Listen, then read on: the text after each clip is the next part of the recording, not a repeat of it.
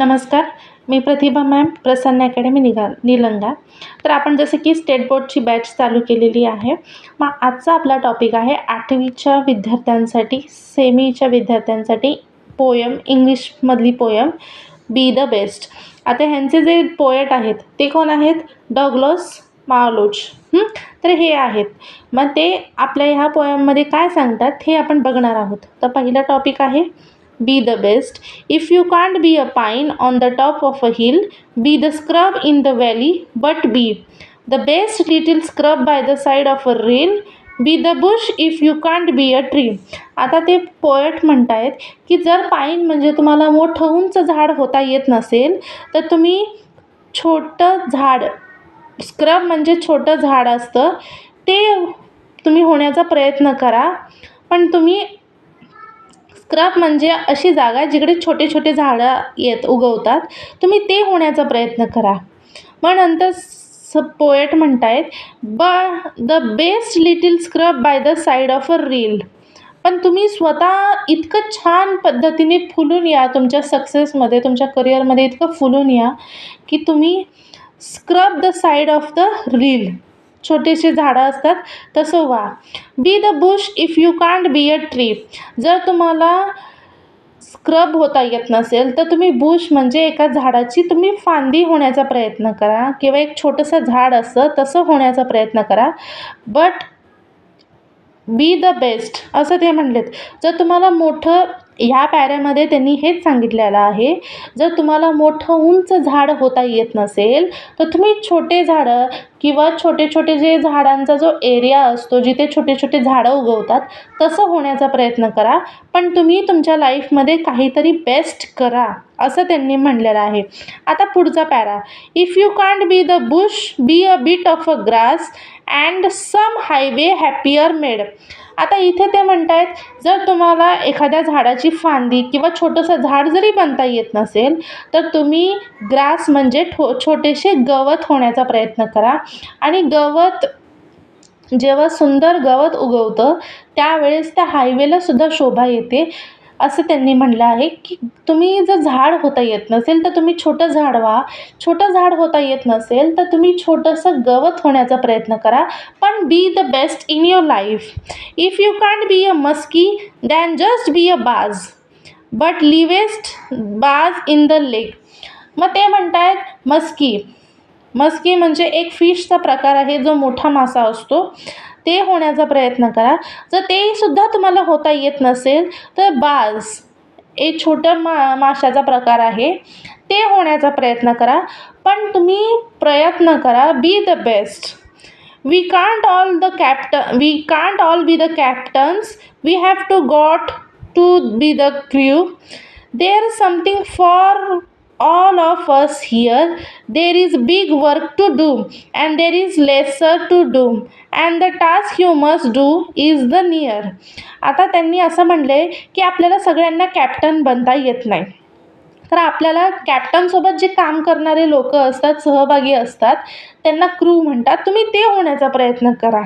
There is something for all of us here. मग ह्या लाईनीत त्यांनी असं म्हणलं आहे की प्रत्येकासाठी या जगामध्ये काही ना काहीतरी काम आहे.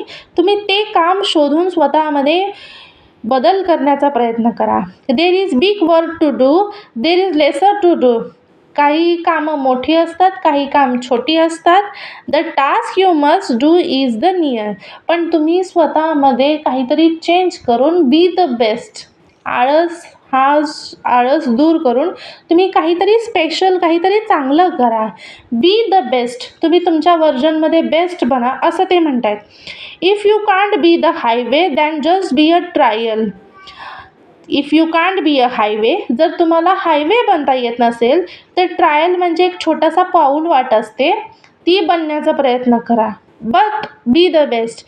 If you can't be the sun, be the star.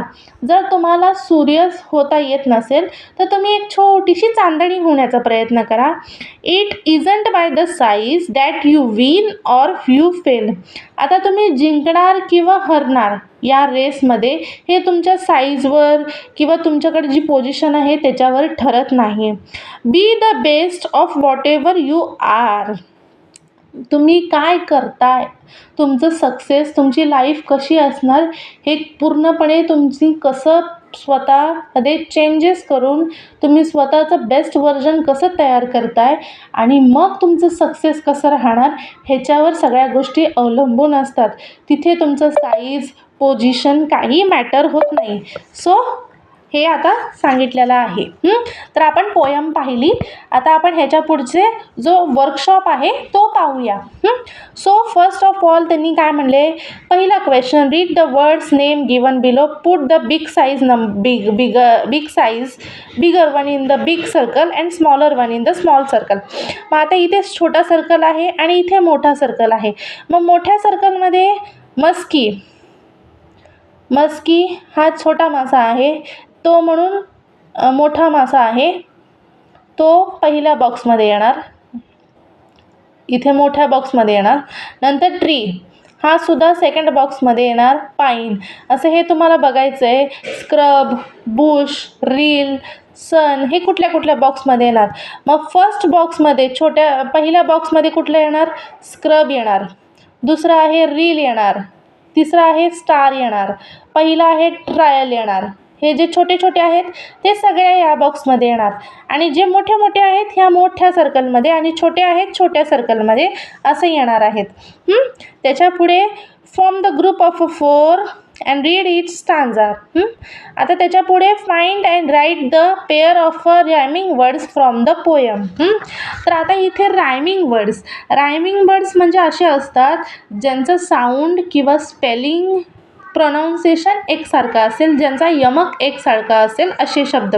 जसं की इथे जसे मी लिहून ठेवलेले आहेत, हिल, रील, ह्यांचं स्पेलिंगसुद्धा एकच आहे आणि ह्यांचे प्रोनाऊन्सिएशन किंवा उच्चार करायची जी पद्धत आहे ती सुद्धा सेमच आहे. त्यांचा आवाज, बोलण्याचा आवाज पण एकच आहे. इथे आहे ग्रास, इथे बास, इथे ग्रास, इथे बास, इथे पहिल्या ह्याच्यामध्ये हिल, इथे रील, त्याच्यामध्ये हियर, नियर, इथे ट्रायल, इथे फेल, असे हे रायमिंग वर्ड्स आपल्याला भेटलेले आहेत. आता पुढचा, complete the following with the appropriate word or phrase from the poem. आता हे त्यांनी इथे वाक्य दिले आहेत. हे वाक्य तुम्हाला इथून बघून, या पोएममधून बघून तुम्हाला कंप्लीट करायचं आहे. सो पहिलं आहे, if you can't be a pine be the scrub, असं त्यांनी दाखवलेलं आहे. पुढे, if you can't be a tree, आता इथे त्याचा आन्सर होतं, if you can't be a tree be the pine. आता हा जो बॉक्स आहे, हे जे सेंटेन्स आहेत, हे सेंटेन्ससुद्धा तुम्ही पोयममधून बघून लिहा. आता इथे पुढे, आता इथे त्यांनी ट्रू ऑर फॉल्स म्हणलेत. तर all must be the captains of the team. मग आता प्रत्येकाने कॅप्टनच बनलं पाहिजे असं असतं का? नाही. काही जण त्या कॅप्टनचे जे सहभागी असतात म्हणजे क्रू मेंबर्स असते ते पण बनायचं असतं. मग इथे जे सेंटेन्स त्यांनी सांगितलेलं आहे ते फॉल्स आहे. Second, a bit of a grass can make the highway happier. मग छोटे छोटे गवत असते त्याच्यामुळे पण हायवेला शोभा येते, हे सुद्धा बरोबर आहे. We win or fail depend upon the size of position. म्हणजे आपण जिंकणार किंवा हरणार हे आपल्या साईज किंवा पोझिशनवर ठरतं का? नाही. हे आपल्या हार्डवर्कवर आणि आपण जे बी द बेस्ट कॉन्फिडन्स किंवा स्वतःमध्ये बदल करत आपण जे सक्सेसकडे जातो ह्याच्यावर अवलंबून असतं. The scrub is found on the top of a hill. Scrub हे छोटे छोटे झाडं असतात, एक छोटीशी जागा असते तिकडे छोटे छोटे झाडं येतात.